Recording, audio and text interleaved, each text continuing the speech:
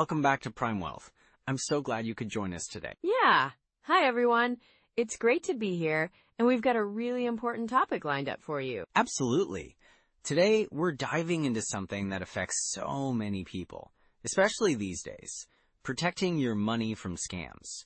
Right. It's a big issue, and it's unfortunately becoming more common, so we want to help you stay one step ahead, you know? Yeah, it's just wild how sophisticated these scams can be. Like, you think you're being careful, and then, bam, you're caught off guard. Exactly. And we'll share some practical tips today, like how to spot red flags, what to do if you think you've been scammed, and some preventative measures you can take, just to keep your finances safe. That's so true. Plus, we'll talk about how to educate yourself and your loved ones, because, it's not just about protecting your own money, right? It's about looking out for each other, too. Absolutely. And we'll also touch on some resources that can help you stay informed. It's all about empowerment here. So stick around. You won't want to miss this one. Let's jump right in, shall we? Yes, let's do it. All right. So today we're diving into something that's really important, especially for folks over 40, and that's protecting your money from scams. Yeah, absolutely, Jordan. You know, it's more crucial than ever. Statistics show that older adults lose more money to scams, and that's just heartbreaking. Right? I read somewhere that people over 60 lose about $3 billion a year to these scams. That's a staggering number. It really is. And it's not just about the money. It's also about the emotional toll it takes. When someone gets scammed, it can feel like a huge betrayal. Exactly. It's like a violation, right? You work hard for your money and then someone just takes it away like that. Yeah, and it can leave people feeling really vulnerable. I've spoken to clients who felt embarrassed or even ashamed after falling for a scam. They think, how could I let this happen to me? Oh, totally. And I think, there's this stereotype that only the really elderly get scammed. But that's not true at all. People in their 40s and 50s are also targeted. For sure. Think about it. You're at a stage in life where you might be saving for retirement, helping kids with college. There's a lot at stake. Yes. And that's why it's so important to be aware of these scams. They're evolving too. Phishing emails and phone scams are getting more sophisticated every day. Right, and it's not just about the obvious scams. I've seen things like investment fraud that can be really hard to spot. Ah, yeah, like those too good to be true investment opportunities? Exactly. Scammers are really good at playing on our emotions. They might say, you can double your money in a month. It sounds enticing, but... Yeah, if it sounds too good to be true, it probably is, right? Exactly. And, I think it's also important to talk about the life stage aspects here. People over 40 might be more willing to take risks with their money, especially if they're feeling that pressure to catch up on retirement savings. Oh, that's a good point. I can see how that pressure could lead someone to make a hasty decision. Totally. And then there's the emotional aspect of retirement planning. You want to feel secure, and when a scam comes in, it shatters that sense of security. That makes sense. It's like adding insult to injury, right?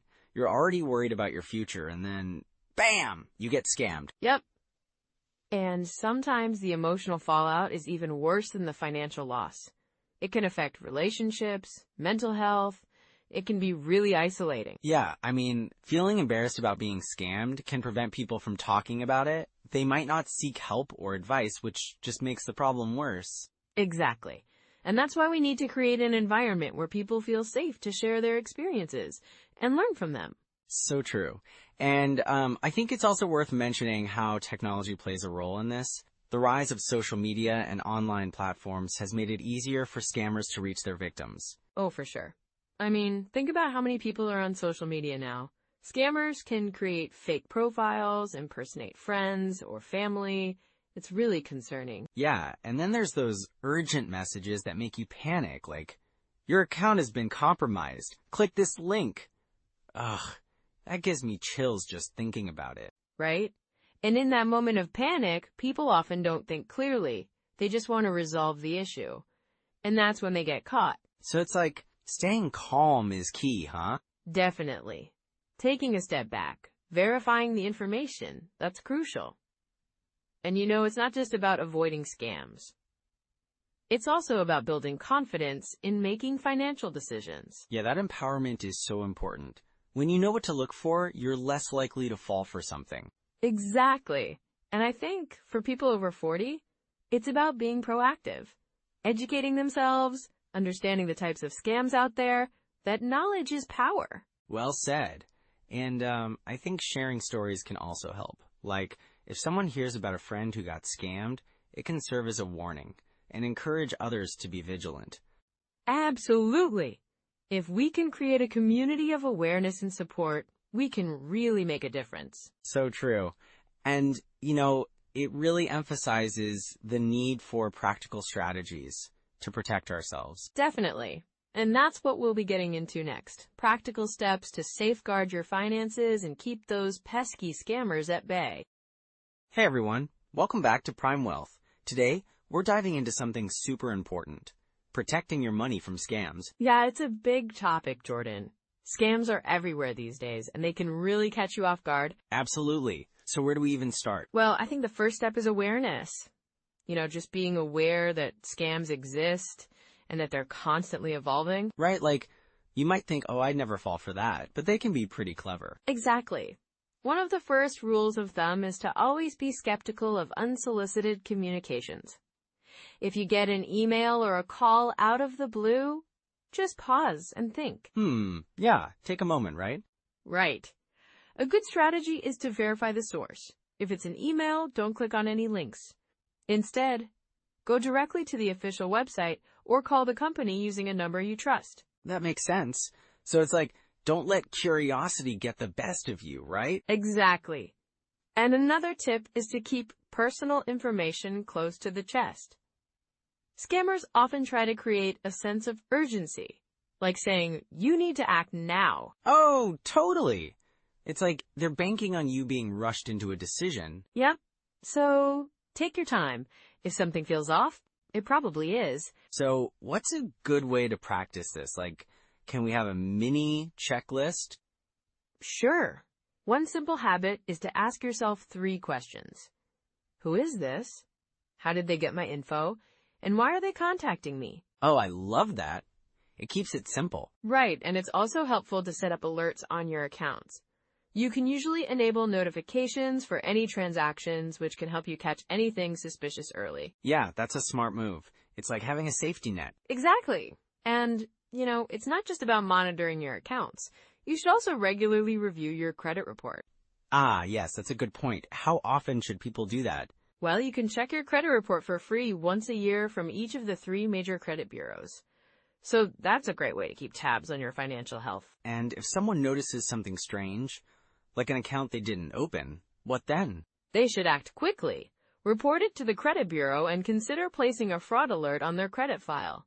This makes it harder for scammers to open accounts in their name. Wow, that's super proactive. Yeah, and another strategy is to use strong passwords and enable 2-factor authentication whenever possible. Oh, for sure. It's like an extra layer of protection. Exactly. And when you're creating those passwords, using a password manager can be really helpful. It generates and stores complex passwords for you. Yeah, I've heard about those. It's nice not to have to remember a million different passwords. Right, and it reduces the temptation to use simple passwords, which is a major risk. So we've talked about awareness and protection, but what about common scams? Great question. Phishing scams are still one of the most prevalent. Where scammers pretend to be someone you trust to get your info. Oh, definitely. And they can be so convincing. Yes! So it's important to look for signs, like typos or weird email addresses. Yeah, that's a big red flag. And then there are those lottery or prize scams, where they say you've won something you didn't enter for. I can't believe people still fall for that. Sadly, they do. And the key here is to remember that if it sounds too good to be true, it probably is. So true. And what about phone scams?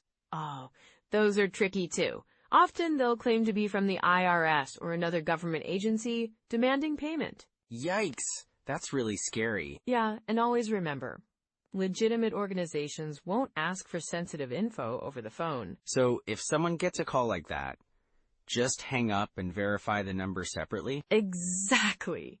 And then, if you feel comfortable, report it to the authorities. It helps others too. That's a great point. So what about social media scams? Ah, yes, those are on the rise. Scammers create fake profiles to build trust and then lure you in with promises of easy money. Ugh, that's the worst. So just like with emails and phone calls, keep your guard up.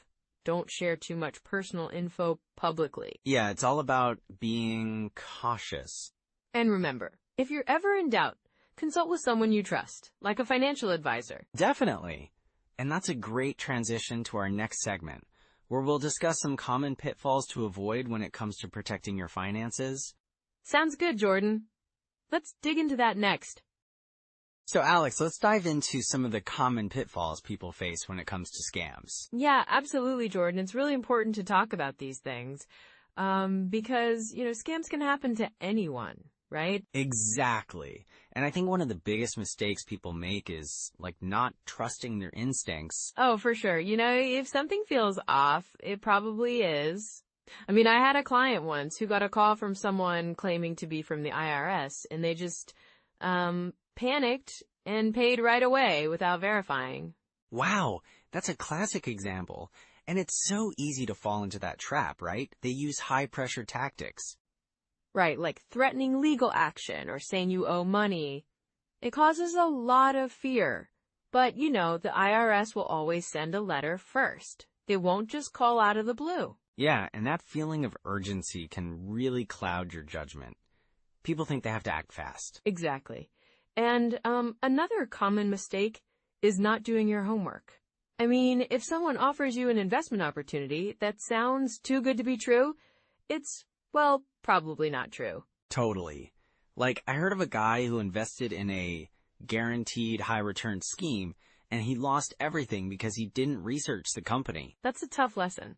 I think a lot of folks just want to believe that there's an easy way to make money. Yeah, and that desire can really blind them to the signs. So what are some danger signs we should look out for? Well, one big red flag is if they're asking for personal information right away, like social security numbers or bank details. That's a huge warning sign. Right.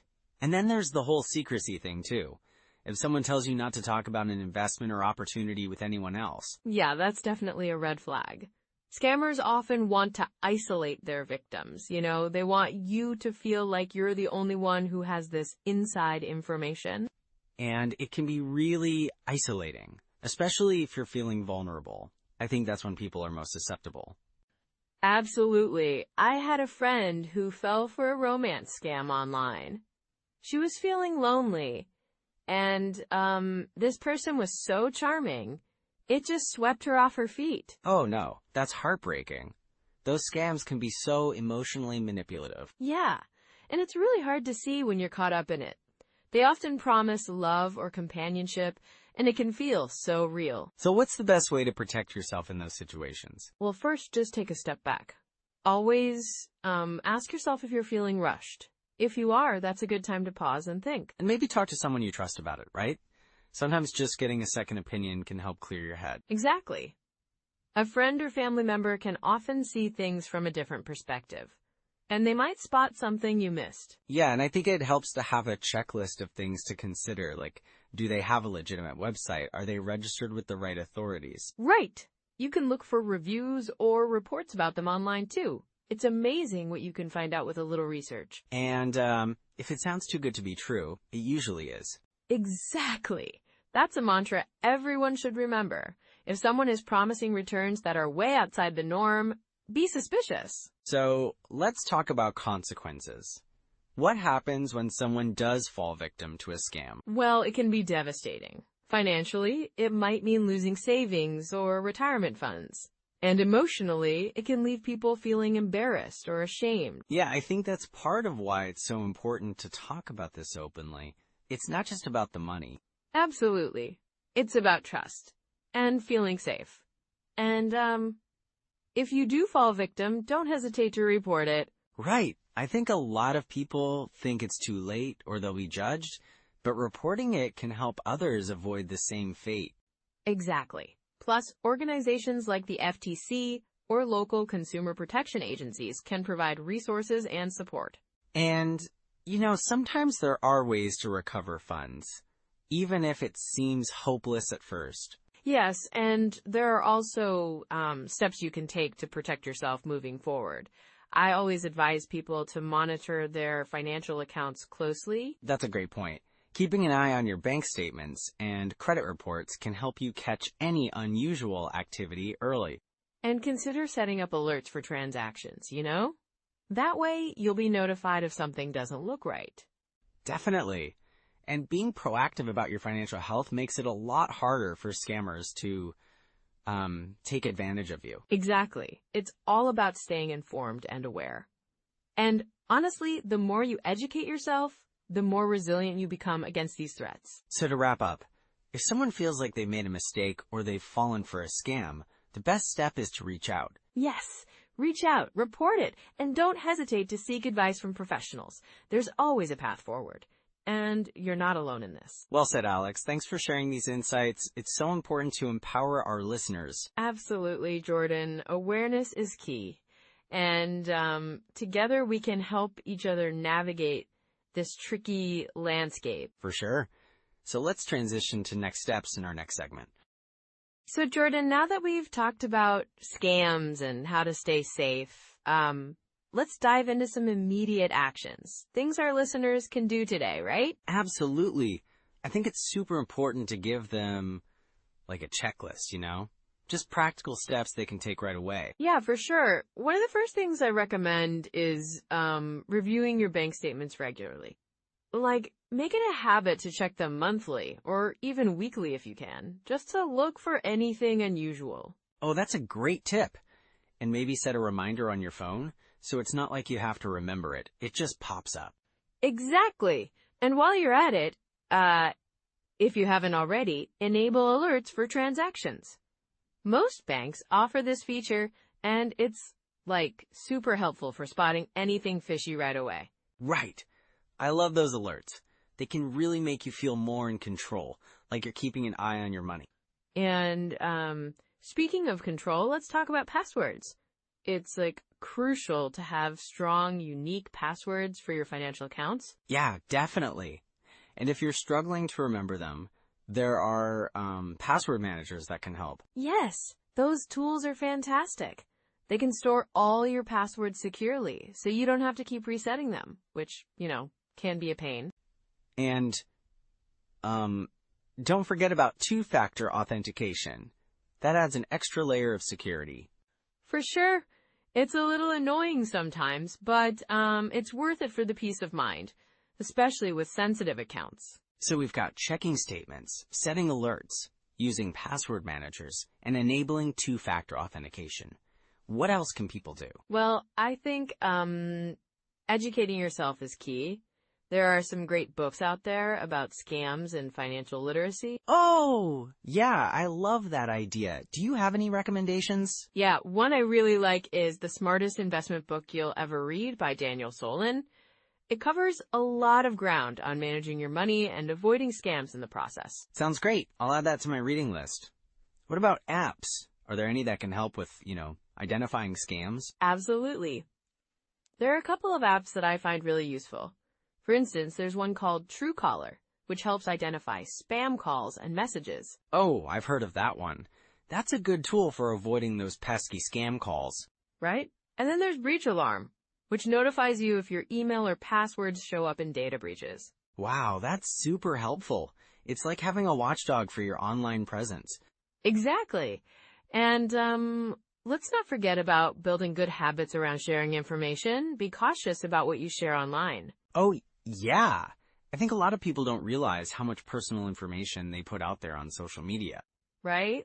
Even things that seem harmless, like your pet's name or where you went to school, can be used to guess passwords or answer security questions. That's such a good point.